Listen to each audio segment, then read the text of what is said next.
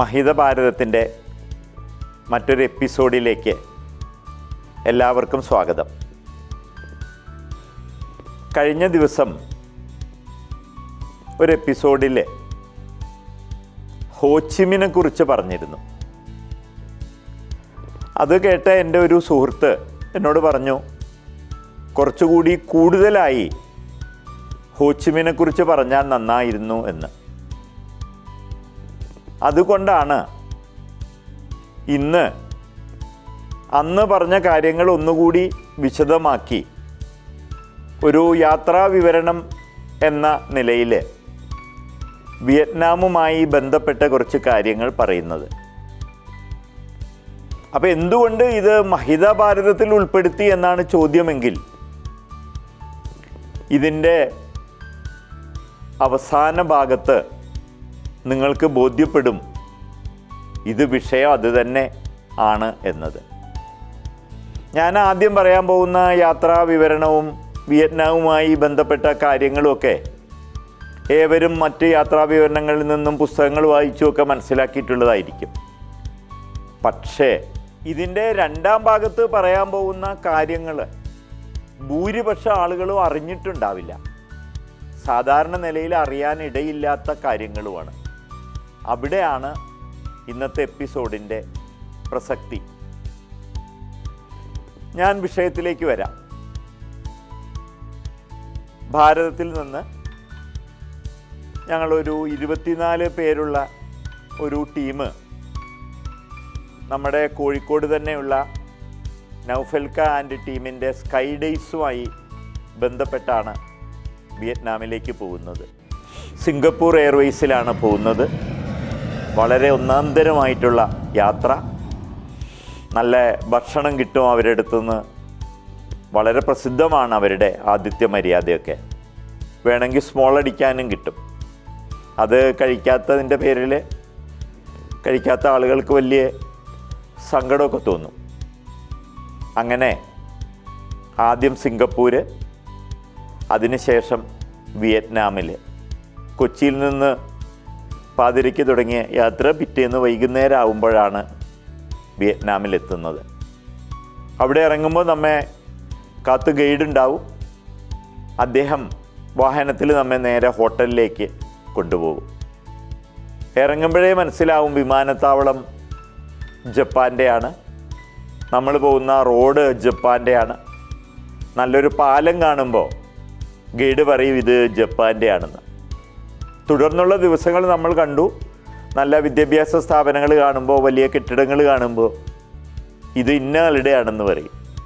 ഒന്നുകിൽ ഏതെങ്കിലും രാജ്യത്തിൻ്റെ, അല്ലെങ്കിൽ ബിനാമികളായിട്ടുള്ള ഏതെങ്കിലും രാജ്യത്തെ വ്യക്തികളുടെ. പറഞ്ഞു വരുന്നത് വിയറ്റ്നാമിൽ നടക്കുന്ന വികസനങ്ങൾ മുഴുവൻ മറ്റ് രാജ്യങ്ങളോ കോർപ്പറേറ്റുകളോ നടത്തുന്നതാണ് എന്നൊരു കാര്യം ആദ്യമേ സൂചിപ്പിച്ചു എന്ന് മാത്രം. പിറ്റേന്ന് രാവിലെയാണ് ഞങ്ങൾ കാഴ്ചകൾ കാണാൻ വേണ്ടി ഇറങ്ങുന്നത്. ചെന്ന ദിവസം തന്നെ പലരും അന്ന് വൈകുന്നേരം ഹാനോയിലെ സ്ട്രീറ്റുകളിൽ അവധി ആഘോഷമാണെന്ന് പറഞ്ഞ് പറ്റുന്നവർ കാണാൻ പോയിരുന്നു. പക്ഷേ ഒഫീഷ്യൽ ടൂർ പിറ്റേന്നാണ് ആരംഭിക്കുന്നത്. ഈ ടൂറിനെ കുറിച്ച് മൊത്തത്തിൽ പറയുന്നില്ല, ആളുകൾക്ക് അറിയുകയും ചെയ്യാം. വളരെ ചുരുക്കം ഒരു 3-4 കാര്യങ്ങൾ മാത്രമേ ഇവിടെ സൂചിപ്പിക്കുന്നുള്ളൂ. ഹോച്ചിമിനെ കുറിച്ച് പറയാൻ വേണ്ടിയാണല്ലോ ഈ ഒരു എപ്പിസോഡ് നാം ചെയ്യുന്നത്. ഹോച്ചിമിൻ്റെ ഭൗതിക ശരീരം മറവ് ചെയ്യാതെ സൂക്ഷിച്ചിരിക്കുന്ന ഹോച്ചിമിൻ മുസോളിയം ഞങ്ങൾ ചെന്ന് കണ്ടു. അത് അവിസ്മരണീയമായ ഒരു അനുഭവമായിരുന്നു. ഹോച്ചിമിൻ മരിക്കുമെന്ന് ബോധ്യമായപ്പോൾ തന്നെ, അതിനൊരു 3 വർഷം മുമ്പ് തന്നെ വിയറ്റ്നാംകാർ ശവശരീരം കേടുകൂടാതെ സൂക്ഷിക്കുന്നതിൽ ഗവേഷണം നടത്താൻ വേണ്ടി 3 ഡോക്ടർമാരെ ചൈനയിലേക്ക് അയച്ചു. അവരവിടെ പോയിട്ട് കാര്യങ്ങളൊക്കെ പഠിച്ചു വന്ന് റെഡിയായിട്ട് നിൽക്കുന്നുണ്ടായിരുന്നു.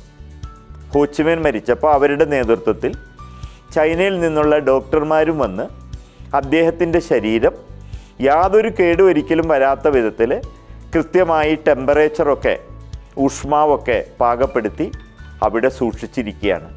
എന്തൊരു നിശബ്ദതയാണ് അവിടെ എന്നറിയോ? വിയറ്റ്നാമിലെ ജനങ്ങൾ വിശ്വസിക്കുന്നത് അദ്ദേഹം ഉറങ്ങുകയാണെന്നാണ്.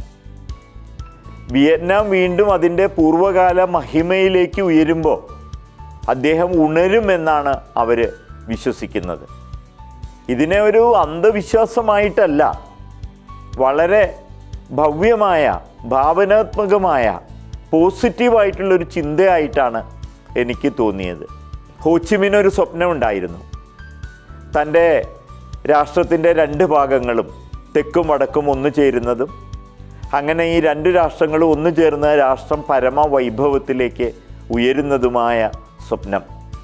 മാർട്ടിൻ ലൂതർ കിങ്ങിൻ്റെ പ്രസംഗം കേട്ടിട്ടുണ്ടാവും നിങ്ങൾ. എനിക്ക് ഒരു സ്വപ്നമുണ്ടെന്നും പറഞ്ഞിട്ട് അദ്ദേഹത്തിൻ്റെ സ്വപ്നത്തെക്കുറിച്ച് പറഞ്ഞിട്ടുണ്ട്. എനിക്കൊരു സ്വപ്നമുണ്ട്, എൻ്റെ രാജ്യം ഒരു നാൾ അതിൻ്റെ വിശ്വാസ പ്രമാണങ്ങളുടെ ശരിയായ അർത്ഥതലങ്ങളിലേക്ക് ഉയരുകയും ജ്വലിക്കുകയും ചെയ്യും. വായിച്ചിട്ടില്ലാത്തവർ വായിക്കണം. മാർട്ടിൻ ലൂതർ കിങ് ജൂനിയറിൻ്റെ എനിക്കൊരു സ്വപ്നമുണ്ടായിരുന്നു എന്ന് പറയുന്ന പ്രസംഗം. എന്തു മനോഹരമായിട്ടാണ് അദ്ദേഹം തുടരുന്നത്. ജോർജിയയിലെ ചുവന്ന കുന്നുകളിൽ പഴയ അടിമകളുടെയും ഉടമകളുടെയും മക്കൾ സാഹോദര്യത്തിൻ്റെ മേശയ്ക്ക് ചുറ്റും ഒന്നിച്ചിരിക്കുന്ന അദ്ദേഹത്തിൻ്റെ സ്വപ്നം. അദ്ദേഹത്തിൻ്റെ 4 മക്കളും തൊലിയുടെ നിറം കൊണ്ടല്ലാതെ സ്വഭാവ വൈശിഷ്ട്യത്തിൻ്റെ പേരിൽ അംഗീകരിക്കപ്പെടുന്ന അമേരിക്കയെക്കുറിച്ചിട്ടുള്ള അദ്ദേഹത്തിൻ്റെ സ്വപ്നം. അടിച്ചമർത്തലിൻ്റെയും അനീതിയുടെയും ഉഷ്ണജ്വാലകൾ ഉയർന്നിട്ടുള്ള മരുഭൂമി സംസ്ഥാനമായ മിസിസിപ്പി പോലും സ്വാതന്ത്ര്യത്തിൻ്റെയും നീതിയുടെയും മരുപ്പച്ചയായിട്ട് മാറുന്ന സ്വപ്നം. എന്തൊരു ഉജ്ജ്വലമായ പ്രസംഗമാണെന്നറിയോ. ഇതുപോലെ ഹോച്ചിമിനും ഉണ്ടായിരുന്നു സ്വപ്നം. ആ സ്വപ്നം എന്നാണോ പൂർണ്ണമായ അർത്ഥത്തിൽ സാക്ഷാത്കരിക്കപ്പെടുന്നത്, ആ ദിവസം അദ്ദേഹം വീണ്ടും ഉണരും എന്നാണ് ഇവർ വിശ്വസിക്കുന്നത്. അതൊരു വല്ലാത്തൊരു അനുഭവമായിരുന്നു. കുട്ടികൾക്ക് അവിടെ വലിയ മുൻഗണനയാണ്. മറ്റുള്ളവരൊക്കെ വളരെ അവിടെ പട്ടാളം അത്രയും ശ്രദ്ധയിൽ നിൽക്കുന്നുണ്ട്, ശ്രദ്ധിക്കണം. കുട്ടികളെ ഹോച്ചിമിന് വലിയ ഇഷ്ടമായിരുന്നു അത്രേ.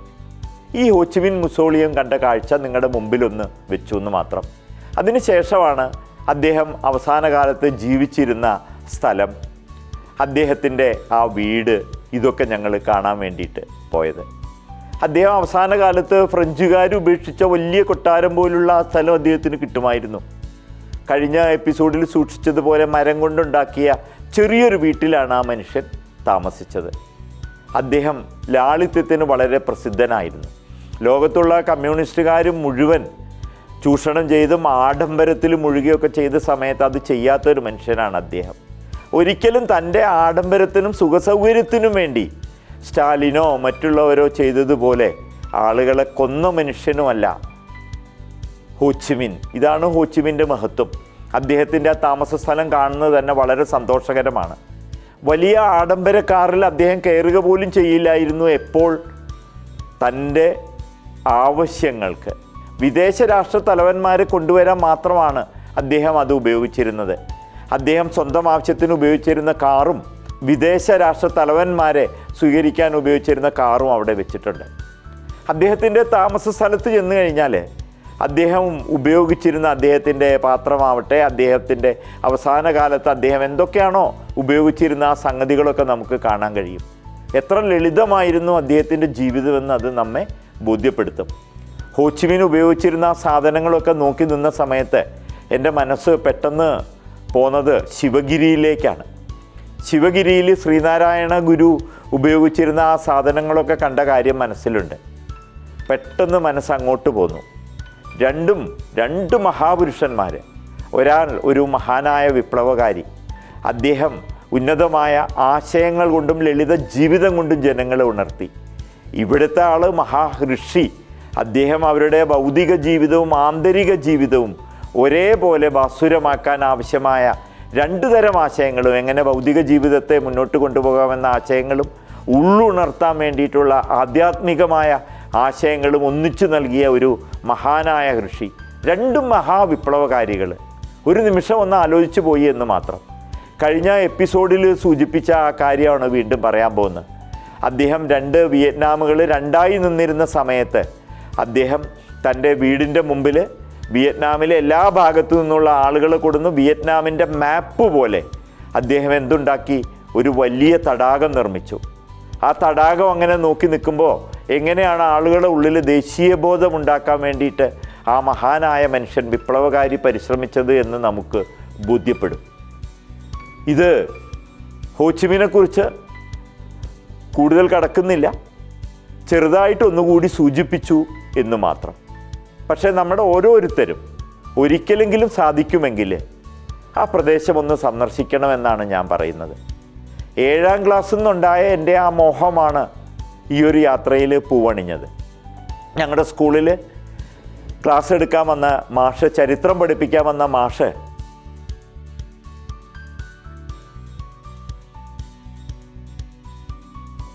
ആരോമൽ ചേകവർ അംഗം വെട്ടിയ കഥകളും ഉണ്ണിയാർച്ചയുടെ നാദാപുരത്തെ വിലാസങ്ങളും പറയുന്നതിന് പകരം അദ്ദേഹം ഞങ്ങൾ കുട്ടികളുടെ മുമ്പിൽ വെച്ചത് വിയറ്റ്നാം ജനതയെക്കുറിച്ചിട്ടാണ്.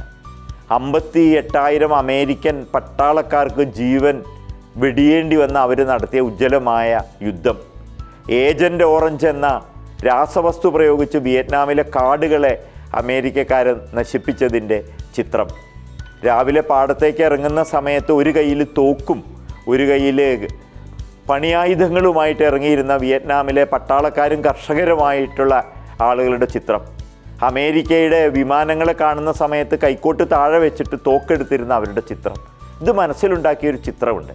അത്തരത്തിൽ ആളുകളെ മാറ്റം വരുത്താൻ കഴിഞ്ഞ, മനോഭാവത്തിൽ മാറ്റാൻ കഴിഞ്ഞ, ധീരരായ ആളുകളെ സൃഷ്ടിക്കാൻ കഴിഞ്ഞ വിപ്ലവകാരിയായിരുന്നു ഹോച്ചിമിൻ. മറ്റ് ഏതൊരു ലോകത്തെ കമ്മ്യൂണിസ്റ്റിനേക്കാളും ലളിതമായി ജീവിച്ച, ആളുകളെ സ്നേഹിച്ച മനുഷ്യനായിരുന്നു എന്നുകൂടി എൻ്റെ ആവശ്യപ്പെട്ട സുഹൃത്തിനു വേണ്ടിയിട്ട് പറയുന്നു. പിന്നീട് നിങ്ങൾ കേട്ടിട്ടുണ്ടാവും വിയറ്റ്നാമിൻ്റെ തെരുവുകളിലെ ശനി ഞായർ ദിവസങ്ങളിൽ നമ്മുടെ കോഴിക്കോട് മിഠായി തെരുവോ, എറണാകുളത്ത് നമ്മുടെ മറൈൻ ഡ്രൈവോ, തൃശ്ശൂരിലുള്ള നമ്മുടെ റൗണ്ടോ, ഇതുപോലുള്ള സ്ഥലങ്ങളൊക്കെ ശനി ഞായർ ദിവസങ്ങളിൽ ഒരു 5 മണിയോടുകൂടി വാഹനങ്ങളൊന്നും പ്രവേശിക്കാതെ ഒന്ന് അടച്ചിടുന്ന കാര്യം നിങ്ങളൊന്ന് ആലോചിച്ച് നോക്കൂ. എന്നിട്ട് അവിടെയൊക്കെ തെരുവിൽ നല്ല ഫുഡുകളുമായിട്ട് ആളുകൾ, ചില സ്ഥലത്ത് കഥകളി നടക്കുന്നു, ചില സ്ഥലത്ത് സിനിമാ പാട്ടുകൾ പാടുന്നു, ചില സ്ഥലത്ത് ശാസ്ത്രീയ സംഗീതം ആളുകൾ ആലപിക്കുന്നു, ചില സ്ഥലത്ത് ഓട്ടംതുള്ളൽ നടക്കുന്നു, ചില സ്ഥലത്ത് കുട്ടികൾ ഡാൻസ് ചെയ്യുന്നു, ഈ റോട്ടിൽ തന്നെ കുട്ടികൾ പന്ത് കളിക്കുന്നു. ഒരാഘോഷമാണ്, ആഘോഷത്തിൻ്റെ രാവുകളാണ്. ഇത് ഹാനോയ് ടൗണിൽ ഒഴിവ് ദിവസങ്ങളിൽ ഇവർ ആഘോഷിക്കുന്നതാണ് ഇവരുടെ ജീവിതം. പക്ഷേ യാതൊരു അരാജകത്വം അവിടെ സംഭവിക്കുന്നില്ല. ആളുകളൊരു അല്പം മദ്യപിച്ചിട്ടുണ്ടാവാം, അവർ വലിച്ചിട്ടുണ്ടാവാം, എങ്കിലും യാതൊരു പ്രശ്നവുമില്ലാതെ ഇതവിടെ തുടർന്നുകൊണ്ടേയിരിക്കുന്നു. ഒരു സമയം ഞാൻ ഇവിടെ ഇതിങ്ങനെ സംഭവിച്ചിരുന്നെങ്കിൽ എന്ന് ആഗ്രഹിച്ചപ്പോൾ തന്നെ ഓരോ ദിവസവും അവിടെ നടക്കാവുന്ന കലാപങ്ങളെക്കുറിച്ചും ഓർത്തു. നമ്മുടെ നാട്ടിൽ ഇത് നടക്കുകയാണെങ്കിൽ ആലോചിച്ചു എന്ന് മാത്രം. അതും വളരെ രസകരവും സന്തോഷകരവുമായ ഒരു യാത്രയായിരുന്നു. പിന്നീട് 2-3 കാര്യങ്ങൾ മാത്രമേ സൂചിപ്പിക്കുന്നുള്ളൂ.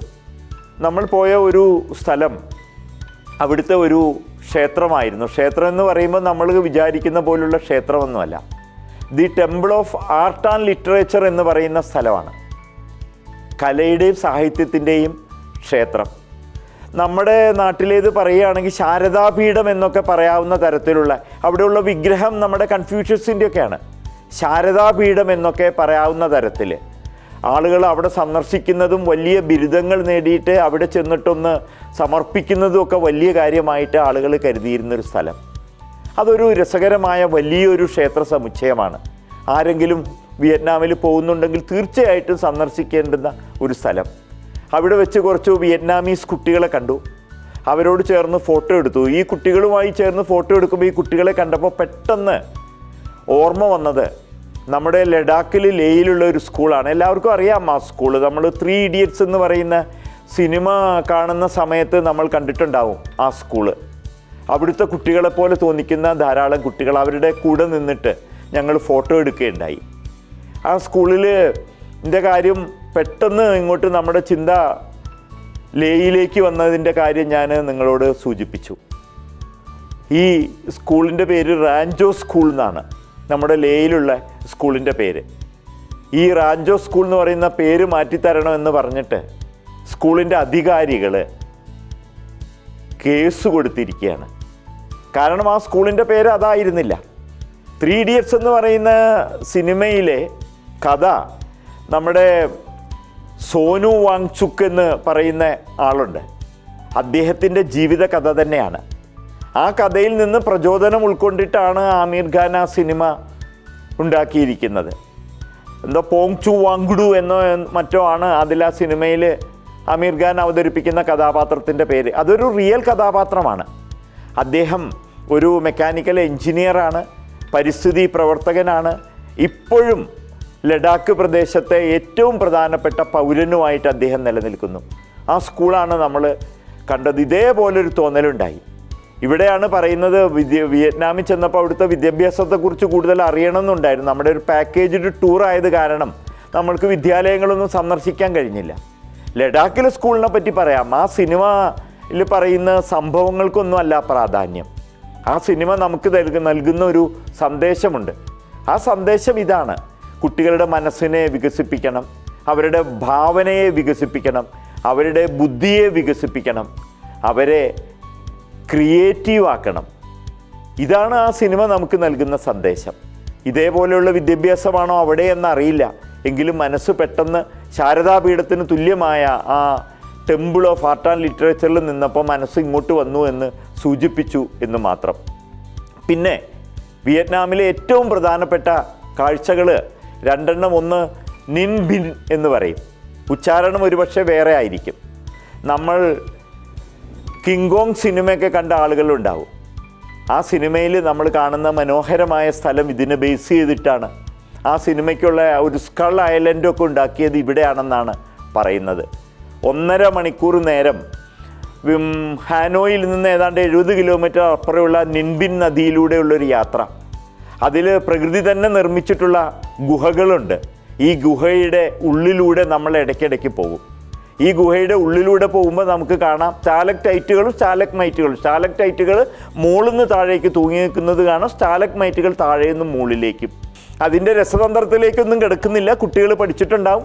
ചുണ്ണാമ്പ് കല്ലുകളുള്ള സ്ഥലങ്ങളിൽ ഇപ്പോൾ അത് കാൽസ്യം സൾഫേറ്റ് ജിപ്സം ആവട്ടെ, കാൽസ്യം കാർബണേറ്റ് ആവട്ടെ, അതിന്ന് വെള്ളം ഇങ്ങനെ ഇറ്റിറ്റ് വീഴുമ്പോൾ ആ വെള്ളം ഒന്ന് നഷ്ടപ്പെടുമ്പോൾ ഉണ്ടാകുന്ന റെസിഡ്യൂ ഇങ്ങനെ തൂങ്ങി നിൽക്കുന്നതാണ്.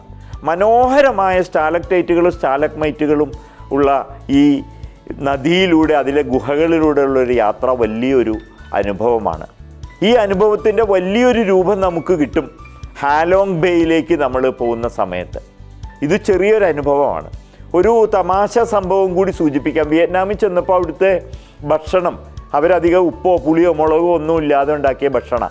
ഇവിടെ നിന്ന് ചെല്ലുന്നവർക്കൊന്നും വിയറ്റ്നാമിലെ ആ സാമ്പ്രദായിക ഭക്ഷണം ആർക്കും ഇഷ്ടപ്പെട്ടില്ല. ഞങ്ങളിങ്ങനെ നിൻബിൻ നദിയിലൂടെയുള്ള ആ യാത്രയ്ക്ക് പോകുന്ന സമയത്ത് ഞങ്ങളോട് ഗൈഡ് പറഞ്ഞു, ഇന്ന് നിങ്ങൾക്ക് വളരെ രുചികരമായ ഒരു ഭക്ഷണം കിട്ടും, അത് ആട് വറുത്തതാണ്. എന്നിട്ട് ആടിൻ്റെ ഒരു ചിത്രമൊക്കെ അദ്ദേഹം കാണിച്ചു തന്നു. അത് അവിടെ നമ്മൾ ഈ കാണുന്ന നദിയുടെ അവിടെയുള്ള നല്ല കാടുകളിലെ ഔഷധ സസ്യമൊക്കെ ചെയ്തിട്ടുള്ള നല്ല ഗുണമുള്ള ആടിൻ്റെ ഇറച്ചിയാണെന്ന്. ഞങ്ങളുടെ കൂടെയുള്ള ആളുകൾക്ക് ഇതിൽ അല്പം മസാല കൂടി ഉണ്ടായിരുന്നെങ്കിലെന്ന് അവർക്ക് തോന്നി. ഉടനെ അവർ പറഞ്ഞു, ഗൈഡിനോട് പറഞ്ഞു, നിങ്ങൾ അവരെ ഒന്ന് വിളിച്ചു പറയോ, അതിലൊരു ലേശം ഉപ്പും മുളകും ഒക്കെ ഉണ്ടായിക്കോട്ടെ എന്ന്. ഞങ്ങൾ യാത്രയൊക്കെ കഴിഞ്ഞ് ക്ഷീണിച്ച് ഭക്ഷണം കഴിക്കാൻ വേണ്ടിയിട്ട് അവിടെ കയറി ചെന്നു. ഭക്ഷണം മുമ്പിൽ റെഡി. നല്ല രസമായിരുന്നു. അവരുണ്ടാക്കി വെച്ചിരുന്ന ആ ആട് വറുത്തതിൽ ഏതാണ് ബ്രാൻഡ് എന്നറിയില്ല, സൂപ്പർ നോവയാണോ മേളോ ആണോ എന്നൊന്നും അറിയില്ല, സ്പ്രിങ്കിളാണോ അഥവാ ടാറ്റയാണോ എന്നും അറിയില്ല. ഒരു പാക്കറ്റ് ഉപ്പും ഒരു പാക്കറ്റ് മുളകും വെതറിയിട്ട് ആ സാധനമാണ് ഞങ്ങൾക്ക് കൊണ്ടുവന്ന് തന്നത്. ഒരാൾക്ക് പോലും ഒരു കഷ്ണം പോലും കഴിക്കാൻ വേണ്ടിയിട്ട് സാധിച്ചില്ല. അവിടുന്ന് ചില ആളുകൾ വൈൻ കുടിച്ചു. വൈൻ കുടിക്കലൊക്കെ കഴിഞ്ഞതിന് ശേഷമാണ് വലിയ കുപ്പി ഭരണികളിൽ ഈ വൈൻ ഉണ്ടാക്കുന്നത് കണ്ട്. ചിലതിൽ പാമ്പ്, ചിലതിൽ പാറ്റ, ചിലതിലാണെങ്കിൽ തേള്, ആട് എന്ന് വേണ്ട സകല ജീവികളെ ഇട്ട് വെച്ചിരിക്കുന്നത്. ചിലരൊക്കെ ഈ കഴിച്ച ആളുകളൊക്കെ അതിന് ശേഷം ഛർദ്ദിക്കുകയും ചെയ്തു. അടുത്ത ഒരു കാര്യം കൂടി പറയുന്നതോട് കൂടിയിട്ട് ഈ യാത്രാ വിവരണം അവസാനിക്കും. ഹാലോങ് ബേ അത് വല്ലാത്തൊരു അനുഭവമാണ്. കടലിൽ 2500ഓളം ചെറു ദ്വീപുകളുള്ള മനോഹരമായ ഒരു സ്ഥലമാണത്. ഒരു ക്രൂയിസിൽ വേണം ഒരു ആഡംബര കപ്പലിൽ വേണം നമുക്ക് അവിടേക്ക് പോകാൻ. ആ കപ്പലിൽ ഒരു ദിവസത്തെ താമസം വല്ലാത്തൊരു അനുഭവമാണ്. ഈ കപ്പലിൽ നിന്ന് നമ്മൾ ചെറിയ ബോട്ടുകളിൽ അവിടെയുള്ള ദ്വീപുകളിലേക്കൊക്കെ കൊണ്ടുപോകും. ഒരു ദ്വീപിൽ പോലും ജനവാസമില്ല. വിവിധ മൃഗങ്ങളെയൊക്കെ നമ്മൾക്ക് അതിൽ, പ്രത്യേകിച്ച് കുരങ്ങനും അതുപോലുള്ള മൃഗങ്ങളെയൊക്കെ നമുക്ക് കാണാൻ കഴിയും. മനോഹരമായിട്ട് കുളിക്കാൻ പറ്റിയ ഒരു ദ്വീപും അവിടെ ചിട്ടപ്പെടുത്തിയിട്ടുണ്ട്. അവിടെ ആവശ്യക്കാർക്ക് അവിടെ കുളിക്കാം. തിരിച്ച് നമ്മൾ കപ്പലിൽ വന്നിട്ടൊരു രാത്രി അതിൽ താമസിക്കും. കടലിൽ നിന്ന് പിടിച്ച മത്സ്യങ്ങളൊക്കെ ഉള്ള ഭക്ഷണങ്ങളൊക്കെ ആയിട്ട്. അത് വല്ലാത്തൊരനുഭവമായിരുന്നു ഒരു രാത്രി അതിൽ ചിലവഴിക്കുന്നത്. മാത്രമല്ല, അതിൻ്റെ കപ്പലിൻ്റെ മുകളിൽ പ്രഭാതത്തിൽ അതിൻ്റെ ഡെക്കിൽ ഇരുന്നു കൊണ്ടിട്ട് ഉദയം കാണുന്നതും വല്ലാത്തൊരു അനുഭവമായിരുന്നു. ഇതാണ് യാത്രാ വിവരണം എന്ന ഒന്നാം ഭാഗത്തിൽ പറയാനുള്ളത്. ഒരു ചിത്രം കൂടി നിങ്ങളുടെ മുമ്പിൽ വെച്ചിട്ടാണ് ഇത് അവസാനിപ്പിക്കുന്നത്. വിയറ്റ്നാമിൽ ശ്രദ്ധിച്ച ഒരു കാര്യം, അവിടെ പുരുഷന്മാരെക്കാൾ കാര്യഗൗരവം സ്ത്രീകൾക്കാണെന്ന് മനസ്സിലായി. ഞങ്ങൾ അവിടെ ചെന്ന അന്ന് മുതൽ ഹോട്ടലിൻ്റെ പുറത്ത് സൈക്കിളുകളിൽ തുണി വിൽക്കാൻ വരുന്ന ധാരാളം സ്ത്രീകളുണ്ടായിരുന്നു. അതിലൊരു പെൺകുട്ടി വ്യത്യസ്തയായിരുന്നു. കച്ചവടത്തിന് അവരുടെ സ്മാർട്ട്നെസ്, കച്ചവടം ചെയ്യാനുള്ള കഴിവ്, അവരുടെ ഊർജ്ജസ്വലത, ആളുകളോട് ഇടപെടുന്ന രീതി, ഇതെല്ലാം ഏവരാലും ശ്രദ്ധിക്കപ്പെടുമായിരുന്നു. ഞങ്ങൾ ഈ ഹോട്ടലിൽ നിന്ന് ഇറങ്ങി വരുമ്പോഴത്തേന് ഒരു ചെറിയ നമ്മുടെ MIT മൂസയുടേത് മാതിരിയുള്ള ഒരു വണ്ടിയിൽ 1,00,000 രൂപയുടെയെങ്കിലും വസ്ത്രം അവിടെ കയ്യിലുണ്ടാവും. വിയറ്റ്നാമിൻ്റെ നാണയം ഡോങ് ആണ്. ഈ ഡോങ് എന്ന് പറയുന്നത് നമ്മുടെ 1 രൂപ അവരുടെ ഏതാണ്ട് 290 വരും. ഏതാണ്ട് 300 ഡോങ് കിട്ടും 1 രൂപ കൊടുത്തു കഴിഞ്ഞാൽ. അതുകൊണ്ട് നമുക്ക് കണക്ക് കൂട്ടാനൊക്കെ വലിയ ബുദ്ധിമുട്ടാണ്. അപ്പം ഞാൻ സാധനങ്ങൾ വാങ്ങാൻ വേണ്ടി ആദ്യം തന്നെ കണക്കാക്കി വെച്ചിരുന്നു. നമ്മുടെ 100 രൂപ എന്ന് പറയുന്നത് അവരുടെ ഒരു 30,000 ഡോങ്. അപ്പോൾ ഒരാൾ ഒരു സാധനത്തിന് നമ്മളോട് ഇപ്പോൾ പറയുകയാണ് 300 രൂപ എന്ന് പറഞ്ഞു കഴിഞ്ഞാൽ ഉടനെ നമ്മൾ അത് വെച്ചിട്ട് നമ്മളുടെ മനസ്സിലുള്ള സംഗതി വെച്ചിട്ട് ഇപ്പോൾ 1,00,000 അവരുടെ വില എന്ന് വെച്ച് കഴിഞ്ഞാൽ ഏതാണ്ട് ഒരു 330 രൂപയോളം വരുമെന്ന് മനസ്സിലാക്കിയിട്ട് സാധനം വാങ്ങുക. ഈ നാണയം ഇല്ലാതെ തന്നെ ഇവർ ഇന്ത്യക്കാരൻ്റെ റുപ്പീസ് വെച്ചിട്ട് സാധനങ്ങൾ, തുണിയൊക്കെ കച്ചവടം ചെയ്തു. തുണിയാണ് ഇവരുടെ കയ്യിലുണ്ടായിരുന്നത്. ഈ കുട്ടിയുടെ, ഞാൻ ഈ പറയാൻ പോകുന്ന കുട്ടിയുടെ കയ്യിലുണ്ടായിരുന്നത് തുണി തന്നെയാണ്. ഈ തുണി കച്ചവടം നടക്കും. ഞങ്ങൾ ഇവിടുന്ന് ഒരു ഹോട്ടലിലേക്ക് ഇവർ കൊണ്ടുപോകുമ്പോഴേക്ക്, ഹോട്ടലിൽ നിന്ന് ഭക്ഷണം കഴിച്ച് ഇറങ്ങുമ്പോഴത്തേന് ഈ വാഹനം അവിടെ എത്തിയിട്ടുണ്ടാവും. 3-4 കിലോമീറ്റർ അപ്പുറമുള്ള ഹോട്ടലിൻ്റെ അവിടെ, ഇന്ത്യൻ ഹോട്ടലിൻ്റെ അവിടെ എത്തിയിട്ടുണ്ടാവും. തിരിച്ച് ഞങ്ങളുടെ ഈ വാഹനം എത്തുമ്പോഴത്തേന് വീണ്ടും ഇവരെത്തും. ഇങ്ങനെ ഞങ്ങളവിടെ ഉണ്ടായിരുന്ന 4 ദിവസവും തുണിക്കച്ചവടം നടത്തിയ ഊർജ്ജസ്വലയായ ഒരു പെൺകുട്ടിയെക്കുറിച്ചാണ് പറയുന്നത്. ഈ പെൺകുട്ടി കച്ചവടത്തിൽ കാണിച്ച മികവാണ് പറയുന്നത്. പെൺകുട്ടികൾ വളരെ സ്മാർട്ടായി കാണുന്നവരെ പപ്പേട്ടൻ്റെ കഥ വായിച്ച അന്ന് മുതൽ ഞാൻ വിളിക്കുന്ന ഒരു പേരുണ്ട്, പ്രകാശം പരത്തുന്ന ഒരു പെൺകുട്ടി. ശരിക്ക് ലോകത്തിൻ്റെ ഏത് ഭാഗത്താണെങ്കിലും പെൺകുട്ടികൾ വളരെ സ്മാർട്ടായി നിൽക്കുന്ന കാഴ്ചകളൊരു സന്തോഷകരമായ കാഴ്ചയാണ്. സ്വന്തമായിട്ട് ജീവിതത്തിനൊരു അർത്ഥം നൽകണമെന്നുണ്ടെങ്കിൽ അവർക്കൊരു തൊഴിൽ വേണം, സ്മാർട്ട്നെസ് വേണം എന്ന കാര്യത്തിൽ വളരെ താല്പര്യമുള്ള, സന്തോഷമുള്ള ഒരാളെന്ന നിലയിൽ ഈ പെൺകുട്ടിയുടെ കാര്യം ശ്രദ്ധിച്ചിരുന്നു. ഇനി പറയാൻ പോകുന്നതാണ് തമാശ. ഞങ്ങൾ വിയറ്റ്നാമിൻ്റെ ടൂർ കഴിഞ്ഞ് തിരിച്ചു പോരുകയാണ്. ഈ പെൺകുട്ടിയുടെ സ്മാർട്ട്നെസ് ഞങ്ങളുടെ കൂട്ടത്തിലുള്ള ആരെയോ ആകർഷിച്ചിട്ടുണ്ടെന്ന് എനിക്ക് തോന്നുന്നു. ആരുടെയോ സ്മാർട്ട്നെസ് ആ പെൺകുട്ടിയെയും ആകർഷിച്ചിട്ടുണ്ടെന്ന് തോന്നുന്നു. ഞങ്ങൾ തിരിച്ചു പോരുന്ന ആ സീന്, ക്യാമറയിലുള്ള ഫോട്ടോ നിങ്ങളെ ഒന്ന് കാണിക്കാം. ആ പെൺകുട്ടി യാത്ര പറയുന്നു. ആ പെൺകുട്ടി യാത്ര പറയുമ്പോൾ ഭാരതത്തിലെ കാഴ്ച കാണാൻ ചേട്ടാ ഞാനും വരട്ടെയോ നിൻ്റെ കൂടെ എന്നൊരു ഭാവം അവളിലുള്ളതായിട്ട് കാണാം. നീയില്ലെങ്കിലും ജീവിത നൗക നീളെ നീളെ പോവുകയില്ല എന്നിവൻ്റെ മനസ്സിലുണ്ടെങ്കിലും അദ്ദേഹത്തിന് ഇതിൻ്റെ ബുദ്ധിമുട്ടുകളൊക്കെ അറിയുന്നത് കൊണ്ട് പാടില്ല നമ്മൾ എന്ന് ഞങ്ങളുടെ ബസ്സിൽ പുറകിലിരുന്ന് ആരാണെന്ന് അറിയില്ല, ഞാനത് ശ്രദ്ധിച്ചില്ല. അത് ശ്രദ്ധിക്കണ്ട എന്ന് മനഃപൂർവ്വം വെച്ചതാണ്. ആരോ പറയുന്നുണ്ടായിരുന്നു. ഏതായാലും ഒരു ദുഃഖഭാവം ഞങ്ങൾക്ക് അനുഭവപ്പെട്ടു. ഒരു സിനിമയുണ്ട് പഴയ കള്ളി ചെല്ലമ്മയിലെ, ജയചന്ദ്രൻ പാടിയ രാഘവ മാഷയുടെ ആ മനോഹരമായ പാട്ട്. അതിൽ കടത്തുവെള്ളം യാത്രയായി കരയിൽ നീ മാത്രമായി എന്ന് പറയുമ്പോഴുള്ള ഒരു ശോകഭാവം ഈ വാഹനത്തിൽ തിരിച്ചു പോരുമ്പോൾ ഞങ്ങൾക്ക് തോന്നി. ഞങ്ങൾ വാഹനത്തിൽ കയറി തിരിച്ചു പോന്നു. ഒരു കാര്യം കൂടി പറയുന്നു, വളരെ വിഷമകരമായ എന്നാൽ അത്രയ്ക്ക് വിഷമമാവാത്ത ഒരു അനുഭവം കൂടി ഉണ്ടായി. എല്ലാവരും കേട്ടിട്ടുണ്ടാവും ഹാനോയിലെ സ്ട്രീറ്റ് ട്രെയിനിനെ കുറിച്ച്. ആളുകളുടെ താമസ സ്ഥലത്തിനിടയിലൂടെ പോകുന്ന ട്രെയിന്, അത് കാണാൻ ഞങ്ങളും പോയി. ഞാനും അത് ട്രെയിൻ വരുന്നത് ഇങ്ങനെ എൻ്റെ ഫോണിലെ ക്യാമറയിൽ പകർത്തിക്കൊണ്ടിരിക്കുകയായിരുന്നു. എൻ്റെ തൊട്ട് പുറകിൽ നിന്ന് ഭാര്യയും പകർത്തുന്നുണ്ടായിരുന്നു. അതിനിടയിലുള്ള ഈ ഒരു കാഴ്ച നിങ്ങൾക്കത് കാണാം. ഈ ട്രെയിൻ വന്ന് ട്രെയിനിന് പുറം തിരിഞ്ഞ് നിന്ന് സെൽഫി എടുത്തിരുന്ന ഒരു ചെറുപ്പക്കാരനെ ഈ ട്രെയിൻ ഇടിച്ചു തെറിപ്പിക്കുന്ന ഒരു വീടിനകത്തേക്കാണ് അദ്ദേഹം, വീടിനുള്ളിലേക്കാണ് അദ്ദേഹം തെറിച്ചു പോകുന്നത്. വലിയ പരിക്കുകളില്ലാതെ അദ്ദേഹം രക്ഷപ്പെട്ടു. ആ ഒരു കാഴ്ച കൂടി നമുക്കിവിടെ കാണാം. അതുകൊണ്ട് വിയറ്റ്നാം യാത്രാ വിവരണത്തിൻ്റെ ഒന്നാം ഭാഗം, വിയറ്റ്നാമിൻ്റെ ഒരു യാത്രാ വിവരണം എന്നുള്ള അർത്ഥത്തിലുള്ള ഭാഗം ഇവിടെ അവസാനിപ്പിക്കുന്നു. ഇത് സുഹൃത്തിനു വേണ്ടി ഓച്ചിമിനെ കുറിച്ച് പറഞ്ഞപ്പോൾ കുറച്ച് കൂടുതൽ പറഞ്ഞതാണ്.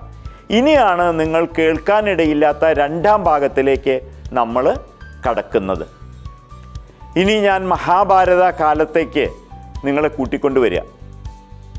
ദുര്യോധനന് വേണ്ടി ഒരു അക്ഷൗഹിണി പടയെ അയച്ച ഭാരതത്തിലെ 16 ജനപദങ്ങളിൽ ഒന്നായ ഒരു ദേശമുണ്ട്. ആ ദേശത്തിൻ്റെ പേര് ചമ്പ എന്നാണ്. ചമ്പ. ആ ദേശം വിയറ്റ്നാമായിരുന്നു. അംഗം, അസ്മാകം, ഗാന്ധാരം, കോസലം, പാഞ്ചാലം, ശൂരസേനം, ബ്രജി, ചമ്പ എന്നിങ്ങനെ മഹത്തായ 16 ജനപദങ്ങളുണ്ടായിരുന്നു ഭാരതത്തിൽ. ഭാരതത്തിൻ്റെ ഭാഗമായിട്ട് അതിലൊരു ഭാഗമായിരുന്നു വിയറ്റ്നാം അഥവാ ചമ്പ ദേശം. വിയറ്റ്നാമിൻ്റെ മാപ്പ് എല്ലാവരും കണ്ടിട്ടുണ്ടാവും. മുകളിൽ ഇങ്ങനെ ഒരു സർപ്പം പത്തി വിടർത്തി നിൽക്കുന്നത് പോലെ, പിന്നെ അവിടുന്ന് ഇങ്ങനെ വളഞ്ഞ് താണ് ഇങ്ങനെ താഴേക്ക് വരുന്ന. ഇതിലെ വടക്കൻ വിയറ്റ്നാം, അതിൻ്റെ കുറച്ച് ഭാഗം ചൈനയുടെ ഭാഗമായിരുന്നു. ബാക്കി ഭാഗം ഭാരതത്തിൻ്റെ ഭാഗമായിരുന്ന ചമ്പ ദേശമായിരുന്നു. ഒരു നദിയെക്കുറിച്ച് ഞാൻ പറയാം. ഗംഗാദേവി എന്ന് എല്ലാവരും കേട്ടിട്ടുണ്ടാവും. നിങ്ങൾക്ക് ഗൂഗിളിൽ മാങ്കോങ് ദേവി അല്ലെങ്കിൽ മാങ്കോങ് ഗോഡസ് എന്ന് സെർച്ച് ചെയ്താൽ ഒരു ദേവിയുടെ ചിത്രം കിട്ടും. എന്താണ് ഈ മാങ്കോങ്? ഒരു നദിയെക്കുറിച്ച് ഞാൻ പറയാം. ഏഷ്യയിലെ ഏറ്റവും വലിയ നദികളിൽ 7ാമത്തെ ഒരു നദിയുണ്ട്. മേങ്കോങ് എന്നാണ് അതിപ്പോൾ അറിയപ്പെടുന്നത്. നമ്മുടെ തിബത്തിൽ നിന്ന് ഉദ്ഭവിക്കുന്നു, ബർമയിലൂടെ അതായത് മ്യാൻമാറിലൂടെ, എന്നിട്ട് അത് ലാവോസിലേക്ക് കിടക്കുന്നു. ലാവോസിൽ നിന്ന് തായ്ലൻഡിലേക്ക് കടക്കുന്നു. തായ്ലൻഡിൽ നിന്ന് കംബോഡിയയിലേക്ക് കടക്കുന്നു. കംബോഡിയയിൽ നിന്ന് വിയറ്റ്നാമിൽ കടക്കുന്നു. വിയറ്റ്നാമിൽ നിന്ന് നമ്മുടെ പഴയ ചമ്പാ സമുദ്രം, ചമ്പാ സീ എന്നാണ് അറിയപ്പെടുക. ഇപ്പോൾ അത് ചൈന സമുദ്രം എന്നാണ് അറിയപ്പെടുന്നത്. ആ സമുദ്രത്തിലേക്ക് പോകുന്ന ഒരു നദിയുണ്ട്. ആ നദിയുടെ പേര് ഗംഗ എന്നായിരുന്നു. മേങ്കോങ്. ഞങ്ങളുടെ കൂട്ടത്തിലുള്ള ഗൈഡിനോട് ഞാനിത് പറഞ്ഞപ്പോൾ അദ്ദേഹം അത് അറിഞ്ഞിട്ടില്ല. പിന്നീടാണ് അദ്ദേഹം അത് അന്വേഷിച്ച് പറഞ്ഞത്. ഞാൻ അന്വേഷിച്ചു, അത് ശരിയാണ് എന്നുള്ള കാര്യം. 1832 വരെ ഒരു ഹിന്ദു രാജാവുണ്ടായിരുന്ന ദേശമായിരുന്നു ചമ്പ. അവസാനത്തെ അവിടുത്തെ രാജാവ് പാണ്ഡുരംഗൻ ആയിരുന്നു. നമുക്കറിയാം ബാലിദ്വീപ്, ഭാരതത്തിന് പുറത്ത് ഹിന്ദു സംസ്കാരം നിലവിലുള്ള ഒരു സ്ഥലത്തെക്കുറിച്ച് മലയാളികളെ വിശേഷിച്ച് ഭാരതീയരെ അറിയിച്ചത് നമ്മുടെ എസ് കെ പൊറ്റക്കാട് സാറാണ്. അദ്ദേഹത്തിൻ്റെ ബാലിദ്വീപ് എന്ന് പറയുന്ന പുസ്തകം വായിച്ചപ്പോൾ ഇതേ സമയത്ത് ഇതേപോലൊരു ദേശം അതിന് ഏതാണ്ട് അടുത്തായിട്ട് ചമ്പ എന്ന പേരിൽ അവിടെ ഉണ്ടായിരുന്നു എന്ന് ലോകം അറിയുന്നത് പിന്നീടും വളരെ കാലം കഴിഞ്ഞിട്ടാണ്. കേരളത്തിൽ സ്വാതി തിരുനാൾ ഭരണം നടത്തുന്ന അതേ സമയത്ത് അതുപോലുള്ളൊരു രാജാവ് ചമ്പയിൽ ഭരണം നടത്തിയിരുന്നു എന്നുള്ള കാര്യം നമ്മൾക്ക് ഒരിക്കലും അറിയില്ലായിരുന്നു. ഭാരതത്തിൽ നിന്ന് ബുദ്ധ സന്യാസികൾ നമ്മുടെ ഇപ്പോഴത്തെ മണിപ്പൂരിൽ നിന്ന് മ്യാൻമാറിൽ കയറും. അവിടുന്ന് അവർ നടന്നാൽ 42ാമത്തെ ദിവസം വിയറ്റ്നാമിൽ അവർ എത്തിച്ചേരുമായിരുന്നു. 42ാമത്തെ ദിവസം. ഇതുപ്രകാരം ഭാരതവുമായി ബന്ധപ്പെട്ട വൈദിക സംസ്കാരം ഉണ്ടായിരുന്ന, ഇപ്പോഴും അത്തരത്തിലുള്ള ആളുകളുള്ള ഒരു സ്ഥലം കൂടിയായിരുന്നു വിയറ്റ്നാം. ഭാരതത്തിൻ്റെ ഭാഗമായിരുന്നു എന്നുള്ള അറിവാണ്. ഇത് കൂടുതൽ ഗവേഷണം നടത്താൻ വേണ്ടി നമ്മുടെ കുട്ടികൾക്ക് വേണ്ടിയിട്ട് വിട്ടുതരികയാണ്. ഭദ്രവർമ്മൻ എന്ന് പറയുന്ന ഒരു രാജാവ് തൊട്ടിട്ടാണ് എഴുതപ്പെട്ട അവിടുത്തെ ചരിത്രമുള്ളത്. മഹാഭാരതകാലത്തെ ചരിത്രമൊന്നും എഴുതപ്പെട്ട ചരിത്രമായിട്ട് നമ്മൾക്ക് ലഭ്യമല്ല. 5000 വർഷത്തിലധികമായി ഭാരതവുമായി ബന്ധമുണ്ടായിരുന്ന ഒരു ദേശമായിരുന്നു വിയറ്റ്നാം എന്നുള്ള കാര്യം മനസ്സിലോർക്കണമെന്നാണ് പറയുന്നത്. ചമ്പയെക്കുറിച്ചിട്ടുള്ള കൂടുതൽ ഗവേഷണം നടത്തണം. ചമ്പയിലെ പോനാഗർ എന്ന് പറയുന്ന രാജകുമാരിയെ ചൈനയിലെ രാജാവ് കല്യാണം കഴിക്കലും 2 കുട്ടികളായതിനു ശേഷം അവൾക്ക് ചൈന ഉപേക്ഷിച്ച് വീണ്ടും ഇങ്ങോട്ട് പോരണമെന്ന് തോന്നി അവൾ ഒറ്റയ്ക്ക് ചമ്പയിലേക്ക് പോരുകയും തുടർന്ന് കുട്ടികൾ പോരുകയും ചമ്പയുമായിട്ട് ചൈന യുദ്ധം പ്രഖ്യാപിക്കുകയും ഒക്കെ ചെയ്ത കാര്യം ചരിത്രത്തിലുണ്ട്, നാടോടി കഥകളിലുമുണ്ട്. മംഗോളിയരുടെ ആക്രമണം ഭയന്ന് ഓടി ഒളിച്ച ചൈനക്കാർക്ക് അഭയം നൽകിയ ചമ്പയെക്കുറിച്ചിട്ടുള്ള ചരിത്രവും നമ്മൾക്ക് ലഭ്യമാണ്. ഇത്തരത്തിൽ ഭാരതവുമായി വളരെ ബന്ധപ്പെട്ട ഒരു ദേശമാണ് ചമ്പ എന്ന് സൂചിപ്പിക്കുകയാണ്. മാത്രമല്ല ഇതിൻ്റെ മഹത്വം ആദ്യം മനസ്സിലാക്കിയിട്ട് ചമ്പയെ സഹായിച്ചത്, അതായത് വിയറ്റ്നാമിനെ സഹായിച്ചത് ഭാരതമായിരുന്നു.